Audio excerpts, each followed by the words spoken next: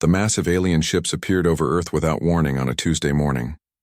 They were beautiful in a way that made people stop walking and stare up at the sky. The vessels looked like they were made of crystal and light, floating silently above major cities around the world. No weapons were visible, but their size alone made every human feel very small. Lee Dongwu was drinking his morning coffee when his assistant burst into his office at the United Nations building in New York. "Sir, you need to see this right now," she said, pointing at the wall screen that showed the alien ships hovering over the city. As Secretary General of the United Nations Space Council, Lee had spent years preparing for this moment. Humanity had been expanding into space for the past 20 years. They had colonies on Mars and the Moon, and mining stations in the asteroid belt. Everyone knew that eventually they would meet other intelligent life, but seeing it happen still felt like a dream. The aliens made contact within hours. Their message was broadcast in perfect English, Chinese, Spanish, and dozens of other human languages. "People of Earth, we come in peace. We are the Galactic Coalition and we need your help." Park So-min stood in the Defense Analytics Division, watching the alien message play for the third time. As director, she was responsible for understanding threats to Earth. These aliens claimed to be peaceful, but their technology was clearly far ahead of human capabilities. Their ships could travel between stars, while humans were still struggling to reach Jupiter. "What do you think?" asked her deputy, pointing at the screen. "I think we need to be very careful," Park replied. "Anyone who can cross the galaxy could destroy us easily. The question is why they haven't." The formal meeting took place 3 days later in Geneva. The alien ambassador was unlike anything humans had ever seen. Velthar looked like a walking crystal sculpture, with light flowing through its transparent body like liquid fire. It spoke without moving what might have been a mouth, its voice coming from everywhere at once. "Secretary General Lee," Velthar said, "we thank you for agreeing to meet with us." Lee sat at the head of a long table, flanked by representatives from every major nation on Earth. Admiral Kim Tae-ho of the Earth Space Defense Fleet sat to his right, while Choi Yun-ah, Earth's best xenobiologist, sat to his left. All of them tried not to stare at the alien ambassador. "Ambassador Velthar," Lee replied formally, "Earth welcomes peaceful contact with other worlds. What brings you to our solar system?" The alien's body pulsed with different colors as it spoke. "We come seeking allies in a war that has consumed the galaxy for over 300 years. Our enemy is a species called the Krathan Empire. They are destroyers who take everything and give nothing back." Velthar activated a holographic display that filled the center of the room. Images of devastated worlds appeared in the air above the table. Cities burned. Oceans turned to glass. Entire continents stripped of all life. "The Krathan conquer worlds not to live on them but to consume them," the ambassador continued. "They take every useful resource and leave nothing but dead rock behind. 12 star systems have fallen to them in the past 50 years. Billions have died." Admiral Kim leaned forward. "How many species are in this coalition of yours?" 47 worlds have joined our cause," Velthar replied, "but we are losing. The Krathan grow stronger with each world they destroy. We have studied your species, humans. You have something we need." Choi Yuna spoke up. "What exactly do you think we have that your advanced civilizations lack?" The alien's light patterns shifted to what might have been confusion. "Your wars have made you efficient at destruction, but also at rebuilding. You learn quickly and adapt to any situation. Most species in the galaxy evolved on single worlds and think in fixed ways. Humans spread across a diverse planet and learn to live anywhere." Lee exchanged glances with his advisors. "You want us to join your war because we're good at fighting?" "Not just fighting," Velthar said. "Your industrial capacity is remarkable. In 20 years, you went from a single planet to colonies across your solar system. Your ships are primitive but cleverly designed. Most importantly, you never give up." The room fell silent. Everyone was thinking about Earth's bloody history. 2 world wars, countless smaller conflicts, nuclear weapons. The climate wars of the 2040s that nearly destroyed civilization. Humanity had barely learned to live in peace with itself. Park So-min was the first to speak. Ambassador, with respect, we're honored by your confidence in us. But Earth has just begun to heal from our own wars. Why should we export our violence to the stars? Velthar's body brightened.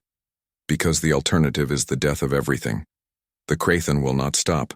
Eventually they will come to Earth. When they do, you will fight alone. Admiral Kim asked the question everyone was thinking. What's your military situation? How long do you have? Our core worlds can hold for perhaps 10 years, the alien replied. But our outer territories are falling faster than expected. If we cannot turn the tide soon, the war will be lost. For the next 6 hours, the coalition representatives presented their case. They showed detailed star maps of Krathen expansion. They provided evidence of genocide and destruction on a scale that horrified the human observers. They offered technology, trade agreements, and full membership in the Galactic Coalition. Lee called for a recess and gathered his advisors in a side room. They're desperate, Park said immediately. 47 worlds can't stop one enemy? Either the Krathen are incredibly powerful, or the Coalition is incredibly weak. Maybe both, Admiral Kim replied. But look at what they're offering. Faster than light travel, energy weapons, medical technology that could cure cancer. The benefits could be enormous. Choi Yun-ah shook her head. At what cost? We'd become part of a galactic war. Our colonies would be targets. Our children would grow up as soldiers. Lee stood by the window, looking out at the alien ships still hovering over the city. People had gathered in the streets to stare up at them. Some held signs welcoming the visitors. Others demanded they leave. What do you think they really want from us? He asked. Park pulled up data on her tablet. They say we're adaptable and persistent. That's true. But I think there's something else. Look at human military history. We're not the strongest fighters, but we're the most creative. We use weapons and tactics that others never think of. Guerrilla warfare, Admiral Kim agreed. Combined, arms tactics, asymmetric strategies. Most alien species probably fight the same way their ancestors did for thousands of years. Exactly, Park continued. They want us because we think differently about warfare. The question is whether that's something we want to share with the galaxy. Lee made his decision. He returned to the meeting room and looked directly at Ambassador Velthar. We've considered your request carefully, he said. Earth appreciates the gravity of your situation, and we sympathize with the suffering of your people. However, humanity has just begun to learn how to live in peace. We will not export our violence to the stars. The alien's light patterns shifted to what looked like shock. You refuse to help us? We refuse to join your war, Lee clarified. But Earth will gladly provide humanitarian aid, medical supplies, food, shelter for refugees. We'll share our peaceful technologies, but we will not send weapons or soldiers. Velthar was quiet for a long moment. When it spoke again, its voice carried sadness. No species has ever refused to join the coalition when faced with the truth about the Krathen. Then perhaps, Lee replied gently, you've been asking the wrong question. Instead of asking who will fight your war, maybe you should ask how to end it. The meeting concluded with formal diplomatic pleasantries, but the disappointment was clear. The coalition representatives left Earth the next day, their crystal ships disappearing into the void between stars. In the days that followed, Earth's population was divided. Some called their leaders cowards for refusing to help innocent beings across the galaxy. Others praised them for keeping Earth out of an alien war that could destroy everything humans had built. Park So-min stood in her office, watching the news, reports about protests both for and against the decision. Her deputy approached with a data pad. The analysis teams have finished their report on the coalition technology, he said. They're definitely more advanced than us, but not as much as we first thought. Maybe a few hundred years ahead, not thousands. What about the Krathen? Park asked. That's the interesting part. Based on what the Coalition showed us, the Krathen don't seem much more advanced than the Coalition. Maybe the Coalition's problem isn't technology. Maybe it's strategy. Park nodded. She had been thinking the same thing. 47 worlds losing to one aggressive empire suggested that the coalition had never learned how to fight a total war. They were probably honorable species who fought by rules that the Krathen ignored. Admiral Kim was having similar thoughts as he reviewed Earth's defense preparations. The space fleet was small but growing. More importantly, Earth's industrial base could be converted to military production quickly if needed. The same factories building civilian spacecraft could make warships. Choi Yun-ah was analyzing the biological data the coalition had shared. The Krathen were aggressive predators, but they weren't unstoppable. They had weaknesses like any species. The coalition had just never learned how to exploit them. Lee. 3 years had passed since the aliens left Earth, and humanity had not wasted the time. The colonies on Mars were thriving, with over 2 million people living in domed cities across the red planet. The moon had become a major industrial center, its low gravity perfect for building the massive ships that carried supplies throughout the solar system. Captain Bae Jun-ho stood on the bridge of the research vessel Harmony, watching Jupiter grow larger through the main window. His ship was returning from a 6-month exploration mission to the outer planets, mapping potential colony sites and studying the strange ice moons that orbited the gas giants. "Captain," called his communications officer, "we're receiving a transmission from Earth Command. They want a full report on what we saw near Titan." Bae frowned. His crew had discovered something troubling during their survey of Saturn's largest moon. Debris from a destroyed spacecraft, clearly not human in origin. The metal was scorched by energy weapons, and the design matched nothing in Earth's databases. "Send them everything," he ordered, "and make sure they know we found no survivors." Back on Earth, the news from the Harmony was just one of many concerning reports reaching the government. Yu Min-seok, Earth's ambassador to neutral worlds, had been meeting with representatives from species that refused to join either side in the Galactic War. The stories they told were getting darker. The Krathen destroyed 3 more systems last month, reported Min-seok during a video conference with Lee Dong-woo. That's 18 worlds in the past year alone. The coalition is retreating on all fronts. Lee looked tired. 3 years of maintaining Earth's neutrality had taken a toll on him. Every month brought new requests for help, new reports of atrocities, new pressure to abandon the peaceful path. "What about refugees?" he asked, flooding the neutral worlds. "Millions of beings with nowhere else to go. Some species have lost their entire homeworlds." On Mars, Shin Ha-young was dealing with a different kind of problem. As lead engineer on the Mars Colony project, she was responsible for expanding the human presence on the Red Planet. But lately, her construction crews had been finding things that shouldn't be there. "This is the 3rd one this month," she told her supervisor, pointing at a piece of twisted metal buried in the Martian soil. "The composition is definitely alien. Energy weapon damage. Whatever ship this came from was destroyed recently." Her supervisor studied the debris. "How recently?"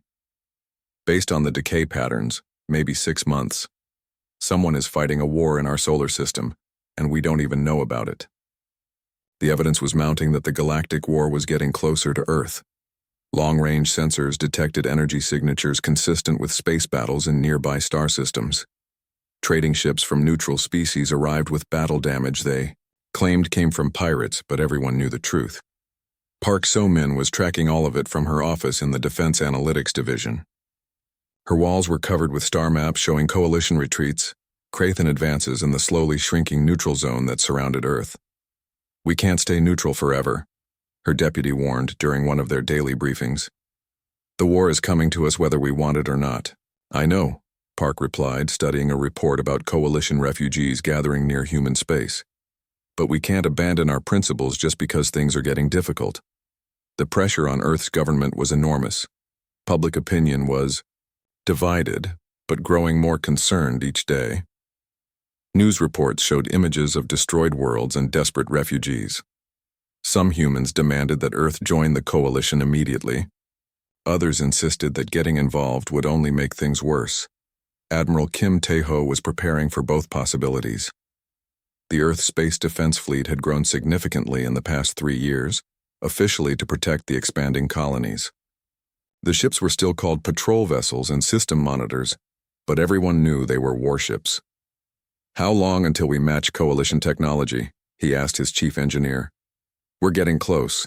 The faster-than-light drive is still beyond us, but our weapons and shields are nearly as good as theirs. Different approach, but similar results. And if we had to fight the Krathen?" The engineer was quiet for a moment.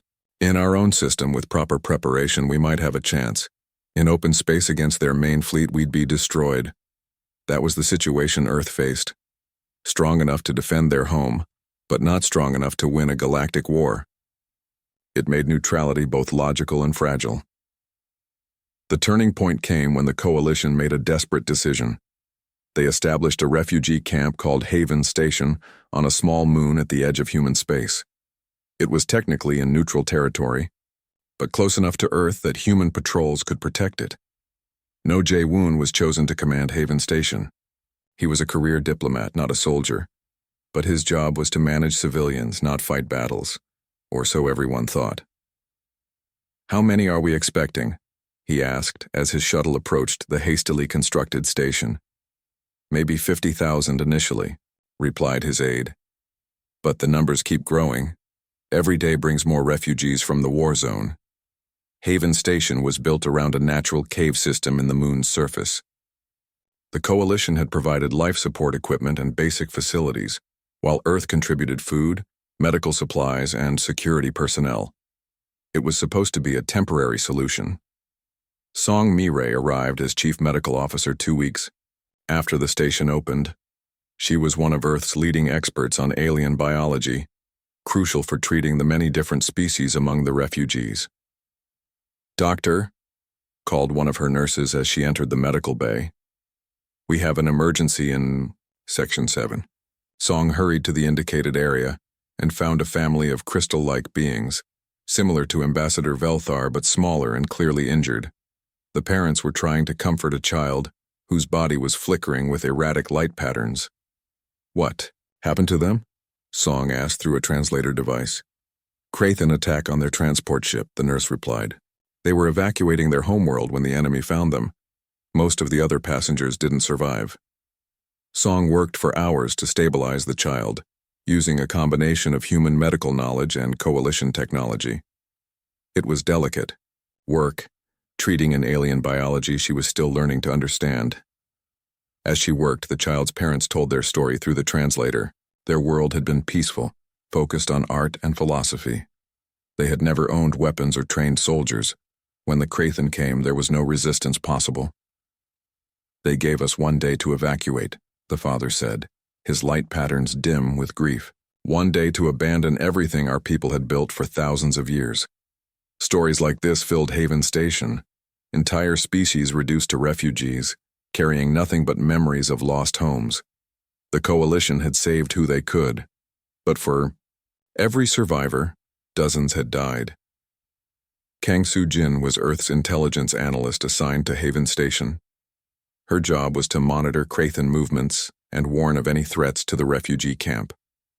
What she discovered in the coalition databases horrified her. "They're not just conquering worlds," she reported to Commander No.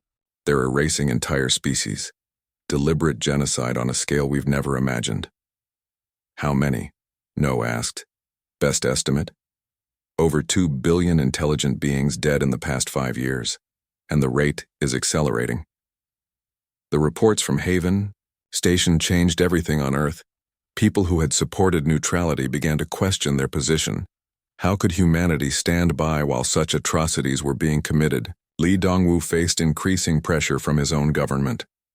Emergency sessions of the UN Space Council were held almost daily. Representatives demanded action, but no one could agree on what action to take.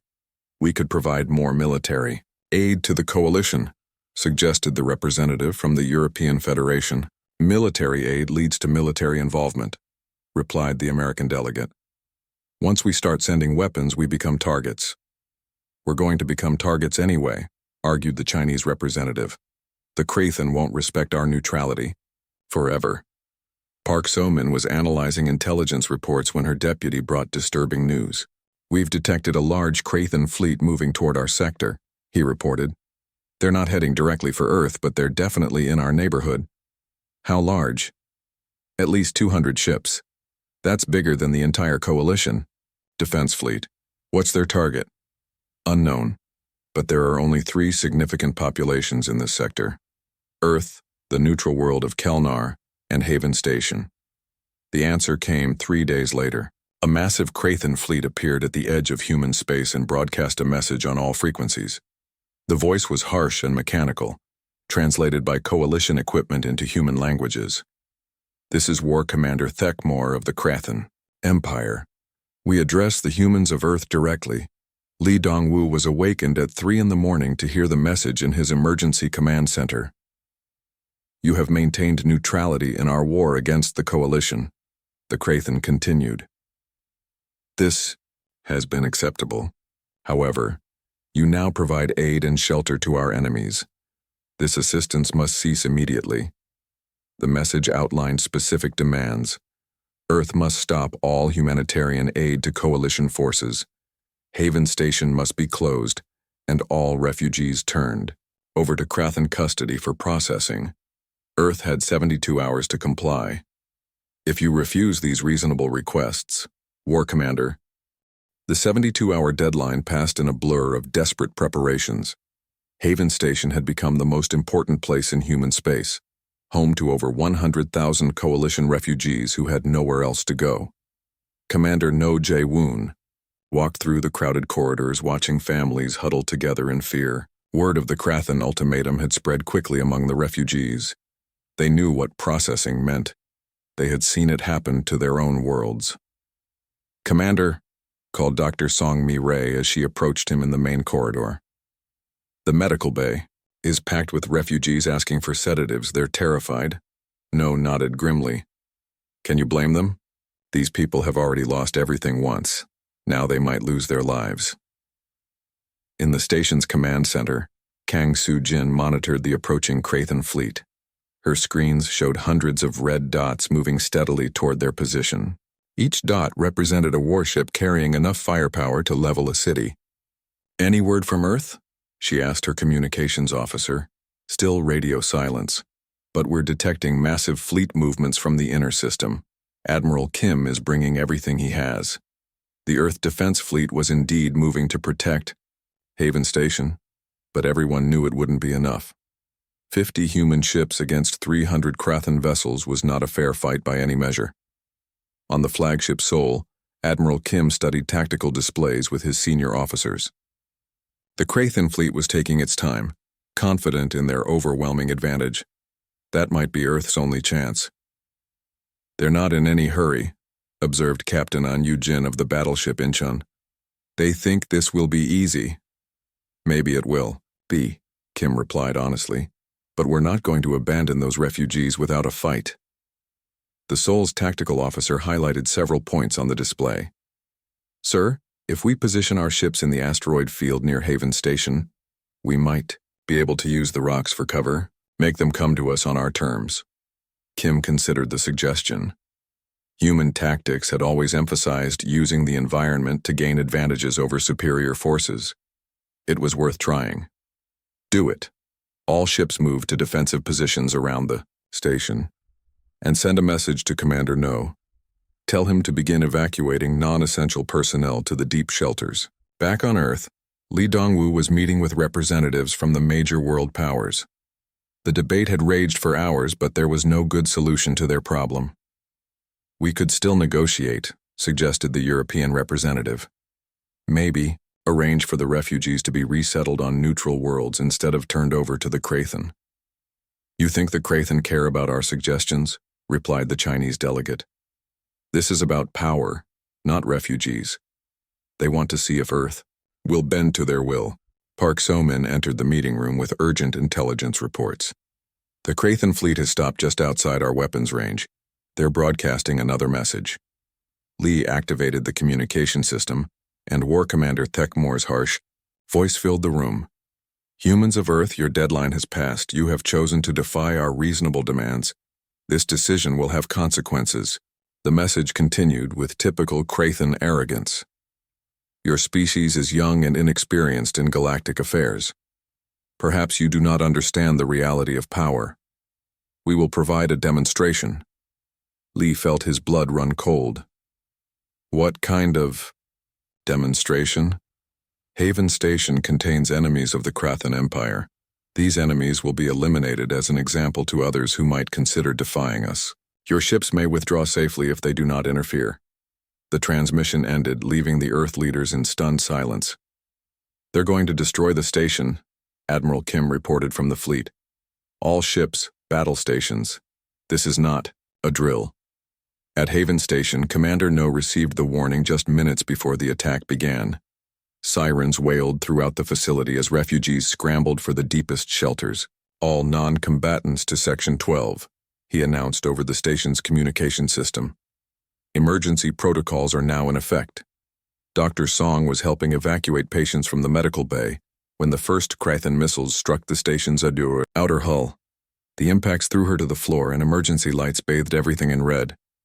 "How long can the shields hold?" she asked one of the technicians. "Maybe 10 minutes if we're lucky," came the reply. "These aren't military-grade defenses." Kang Soo-jin was in the communications center, sending desperate messages to anyone who might listen.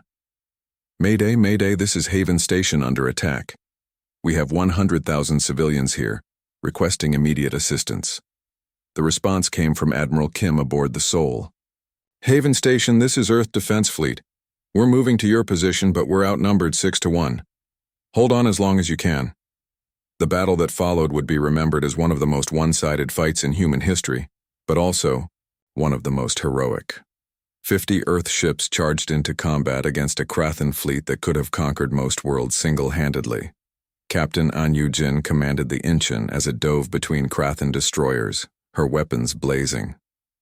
Human ships were smaller and more maneuverable than the enemy vessels, but the difference in firepower was overwhelming. "Target their weapon systems," she ordered her crew. "If we can't destroy them, maybe we can slow them down." The Incheon's missiles found their mark, disabling the main guns on a Krathan heavy cruiser, but 3 more enemy ships immediately targeted her position, and the human battleship was forced to retreat behind an asteroid. Admiral Kim watched the battle from the Seoul's bridge, knowing that his fleet was fighting a losing battle. But every minute they delayed the Krathan was another minute for the refugees to reach safety. "Sir," called his communications officer, "we're receiving a transmission from one of the refugee ships. They're asking permission to help fight." Kim was surprised. "Civilian ships against Krathan warships? They say they'd rather die fighting than be processed by the enemy." It was a desperate situation that called for desperate measures. "Give them permission to assist, but keep them away from the main battle. They can help with evacuations." The sight of unarmed refugee transports trying to help save Haven Station would later become a symbol of the war. These beings had lost their homeworlds to the Krathan, but they refused to abandon their human protectors. On the station itself, the situation was becoming critical. Krathan forces had broken through the outer defenses and were systematically destroying each section.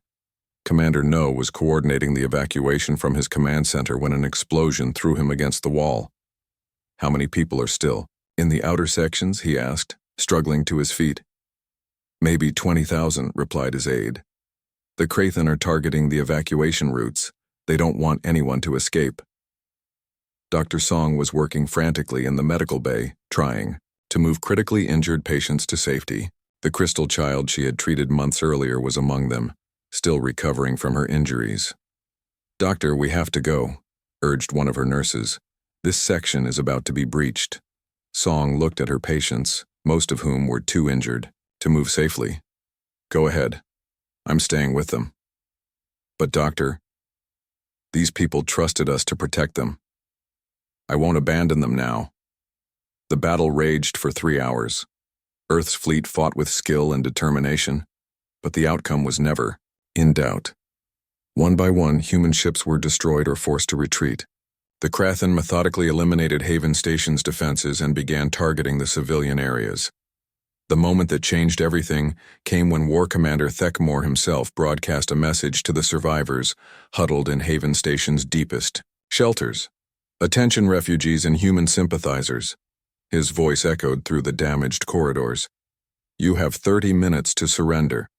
After that time, we will use our planetary bombardment weapons to sterilize this entire station." "Commander, No activated the emergency communication system. This is Haven Station to any human forces. They're threatening to kill everyone here, including 23,000 children. Is anyone out there?" The response came from Admiral Kim, aboard the badly damaged Soul. "We hear you, Haven Station. We're trying to reach you, but most of our fleet is gone."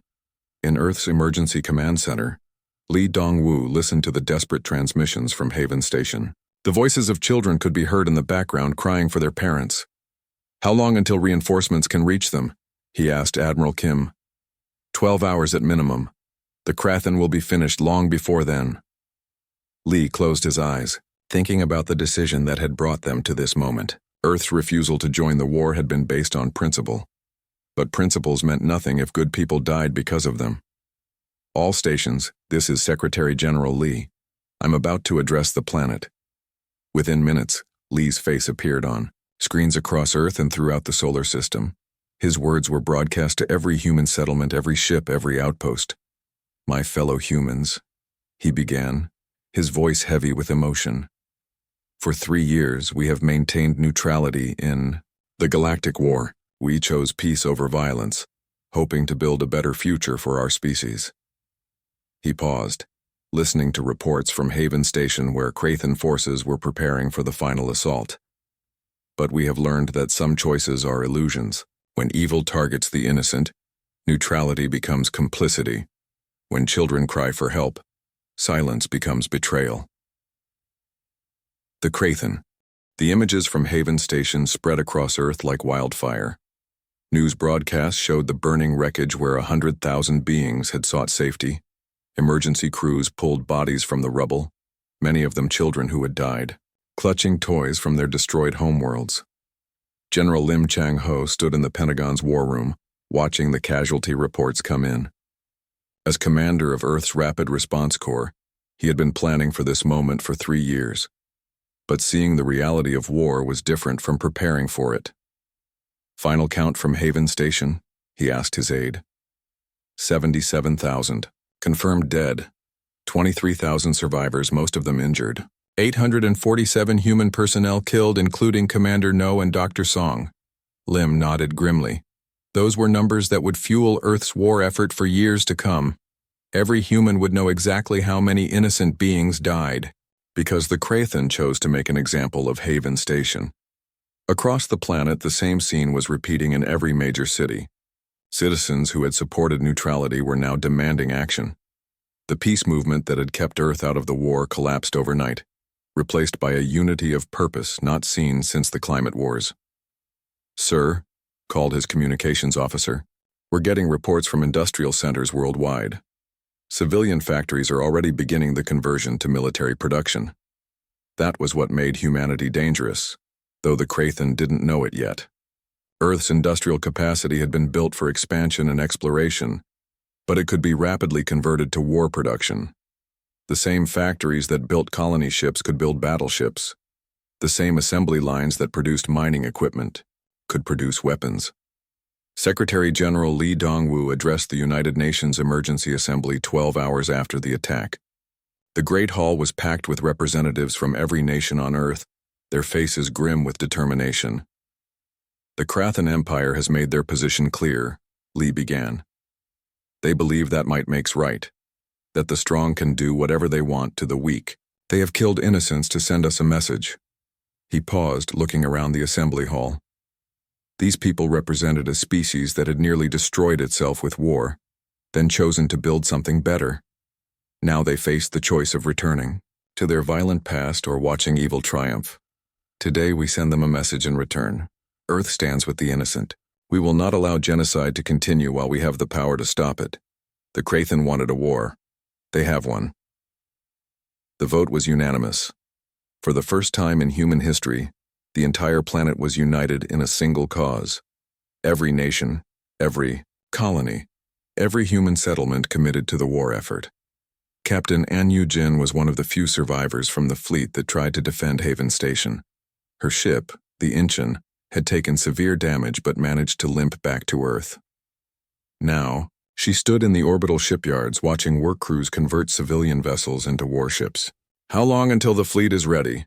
asked Admiral Kim, who was coordinating the massive mobilization effort.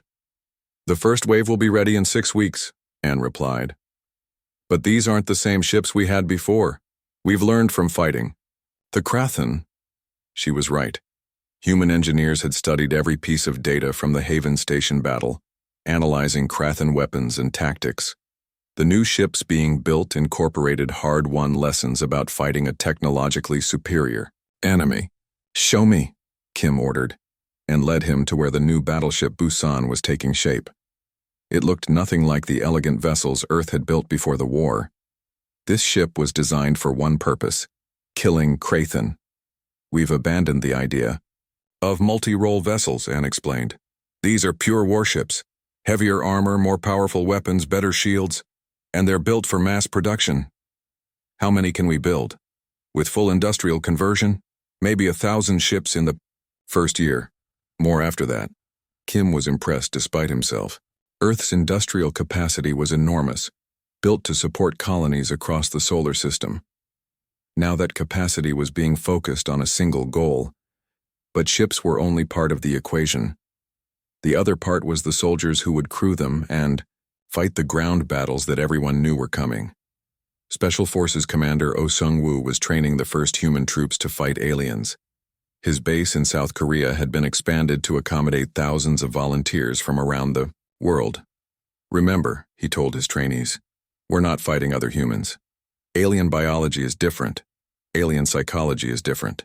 Everything you know about combat needs to be adapted."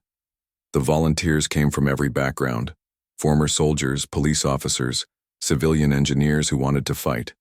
What they all shared was anger about Haven Station and determination to make sure it never happened again. "Sir," called one of his sergeants, "we just received intelligence about Krathen ground forces from the Coalition. You need to see this." O studied the data files showing Krathen soldiers in action. They were larger than humans, heavily armored, and incredibly strong. But they also moved in predictable patterns and seemed to rely on overwhelming firepower rather than tactical flexibility. "They fight like their ships," O observed. "Direct assault, maximum force, no subtlety." "What's our response?" "We do what humans do best. We adapt." The transformation of Earth's economy was unprecedented in human history.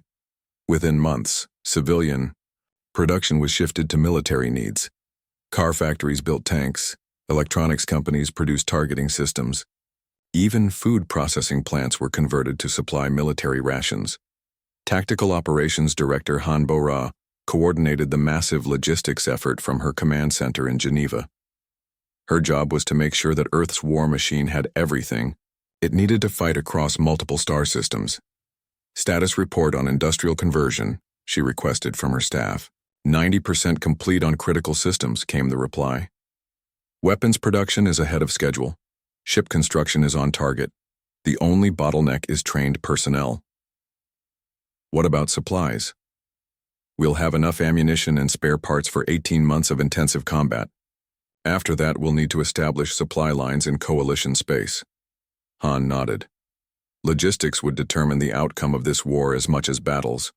Earth's advantage was its ability to produce vast quantities of war material. The challenge was getting those supplies to where they were needed. The first test of Earth's new military came sooner than expected. Coalition intelligence reported that the Krathen were preparing to attack the neutral world of Kelnar, which had a population of 2 billion beings. Admiral Kim made the decision to intervene. "We can't save Haven Station," he told his senior officers, "but we can save Kelnar." The New Earth battle fleet jumped to faster than light speed using captured Coalition technology. 50 ships built with human ingenuity and fueled by human anger, headed for their first real battle against the Krathen Empire. Captain An commanded the lead squadron aboard the newly completed Busan. Her crew was a mix of experienced naval officers and eager volunteers who had never been in space combat before. "All ships, this is Captain An," she broadcast as they approached the Kelnar system. "Remember your training. The Krathen think we're weak because we tried to avoid this war. Let's show them how wrong they are. The Battle of Kelnar would be studied in military academies for generations.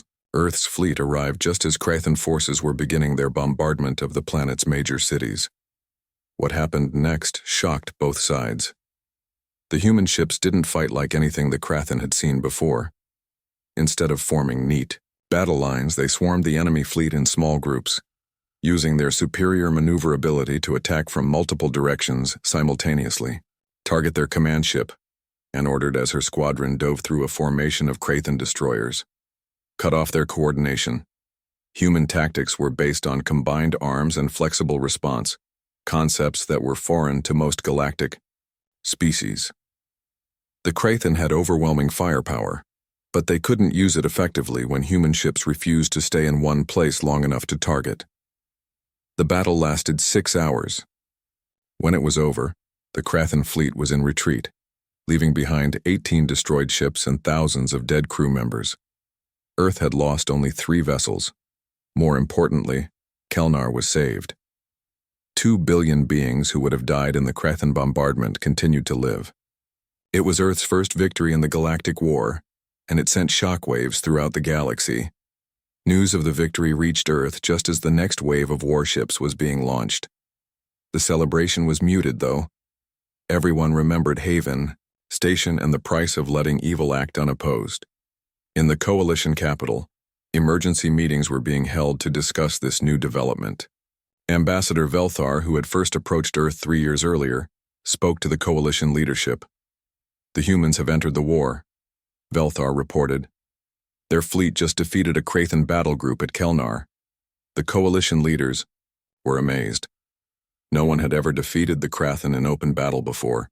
Their victories had always come through defensive actions or strategic retreats. "How?" asked the Coalition commander.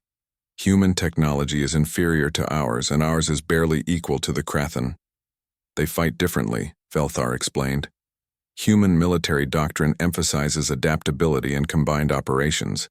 They don't fight the way the Krathen expect." 2 years after Haven Station, the galaxy was a very different place.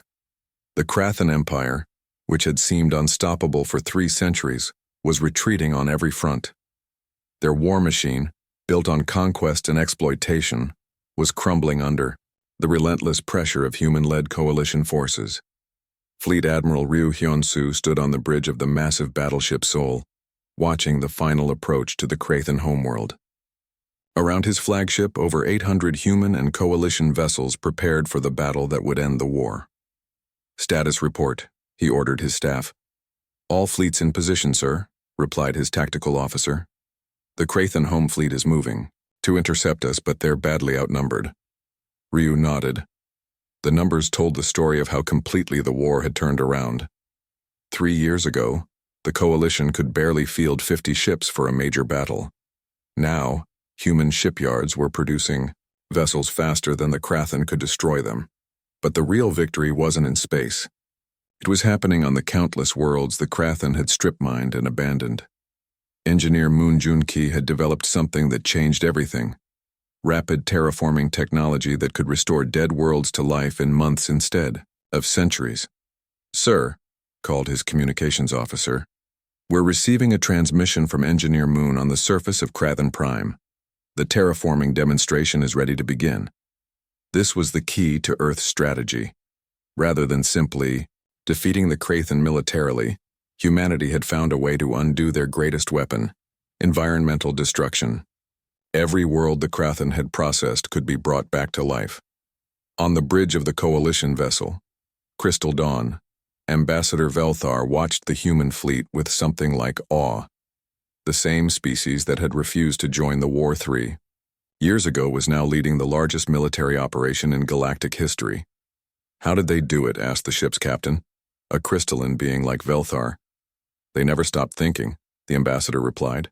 "While we focused on fighting the Krathen the same way for 300 years, humans asked different questions. Instead of wondering how to destroy the enemy, they asked how to save everyone else." The battle for Krathen Prime began at dawn, local time. The enemy had assembled their remaining fleet for a final stand, nearly 400 ships defending their homeworld. It should have been a glorious last battle. Instead, it was a demonstration of why the Krathen had chosen the wrong enemy. Admiral Ryu didn't order a frontal assault. Instead, human ships moved in coordinated groups, each with a specific mission. Some targeted the Krathen command ships. Others focused on their supply vessels. A third group bypassed the main fleet entirely and headed for the planet's orbital installations. "This is Admiral Ryu to all human vessels," he broadcast on the command frequency. "Remember, our goal is not to destroy the Krathen, it's to stop the war. Disable their ships when possible. Accept surrender if offered." That was perhaps the most alien concept of all to the Krathen leadership. They had never offered mercy to their enemies, and they couldn't understand why humans would show it to them. Captain An Yujin commanded a squadron of the newest human battleships, vessels designed with 3 years of hard-won experience fighting the Krathen. Her ships moved through the enemy formation like dancers, too fast and agile for the heavy Krathen weapons to track. "Target the engine systems on that battlecruiser," she ordered. "Disable, don't destroy." Her weapons officer looked confused. "Sir, it would be easier to just destroy them." "Easier, yes, but we're not here for easy. We're here to end this war permanently." The An squadron disabled 6 Krathen vessels in the first hour of battle, leaving their crews alive but unable to fight. It was a display of precision that no other species in the galaxy could match. Meanwhile, on the planet below, Engineer Moon was preparing his demonstration. He stood in a dead valley that had been strip-mined by the Krathen decades ago. Nothing but bare rock and toxic soil stretching to the horizon. "Beginning terraforming sequence," he announced to the orbital fleet. "Full restoration in 12 hours. The machines Moon had developed were based on human terraforming technology, but enhanced with coalition science and fueled by human determination. They didn't just restore soil and atmosphere. They brought dead worlds back to life completely." As the space battle raged overhead, green began spreading across the dead valley. Plants sprouted from soil that hadn't supported life in 50 years. Streams of clean water began flowing again. In a matter of hours, a lifeless wasteland became a garden. The demonstration was being broadcast throughout Krathen space. For the first time, their people saw that the worlds they had destroyed could be healed. The economic model of their empire, based on endless conquest and consumption, was obsolete. War Commander Thekmor, the same Krathen leader who had ordered the destruction of Haven Station, watched the battle from his flagship's bridge. His forces were losing, but that wasn't what shocked him. What shocked him was how the humans were winning. "They could destroy us completely," he said to his aide. "Their fleet is large enough. Their weapons are effective enough. Why are they holding back?" "Perhaps they're weak," the aide suggested. Thekmor studied the tactical display. Human ships were fighting with precision and restraint, disabling Krathen vessels instead of destroying them. "No," he said slowly. "This is not weakness. This is something else." The moment of realization came when a human ship approached his damaged flagship. Instead of delivering a killing blow, it transmitted a message. "Krathen vessel, this is Captain Kim of the Earthship Daegu. Your engines are disabled and your weapons are offline. Do you surrender?"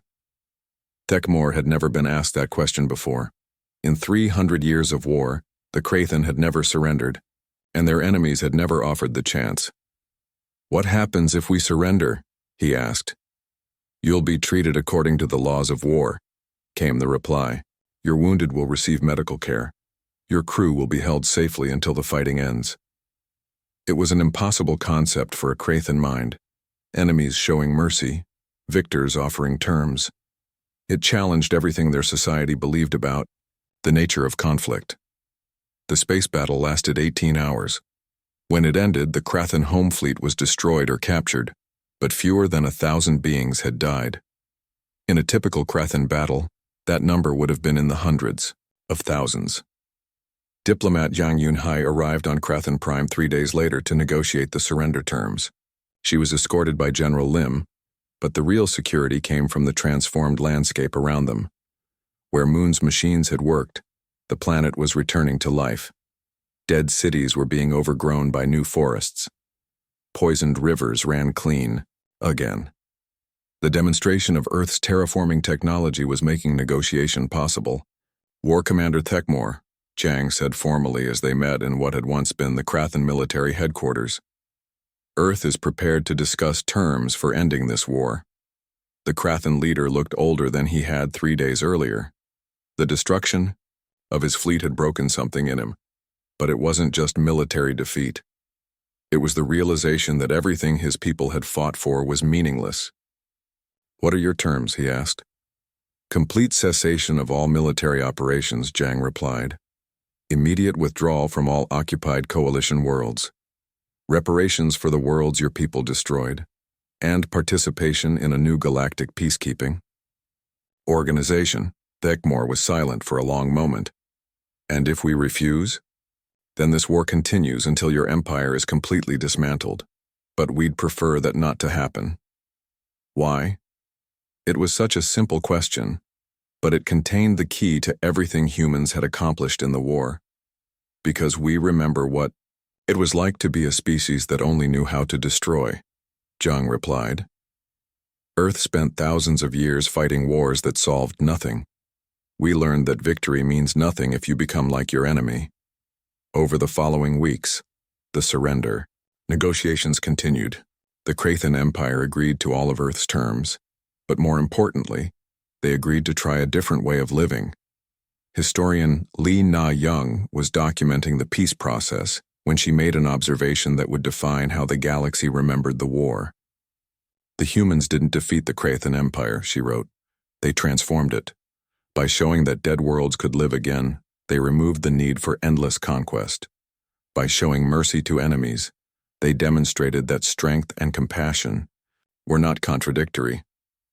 Fleet Admiral Ryu presided over the formal ceremony marking the end of the war. Representatives from every species in the galaxy attended, including the Krathen themselves. "This war lasted 300 years, he said in his speech. "It consumed countless worlds and killed billions of beings. It continued because both sides believed that victory required the complete destruction of their enemies." He paused, looking out at the assembled delegates. Humans, coalition species, and even Krathen representatives sitting together in the same room. Earth proved that belief wrong. True victory doesn't come from destroying your enemies. It comes from removing their need to be your enemies. The new galactic council that emerged from the peace was unlike anything the galaxy had seen before. Instead of competing empires, it was a cooperative organization focused on exploration, development, and mutual defense. The Krathen, stripped of their military empire but not destroyed, found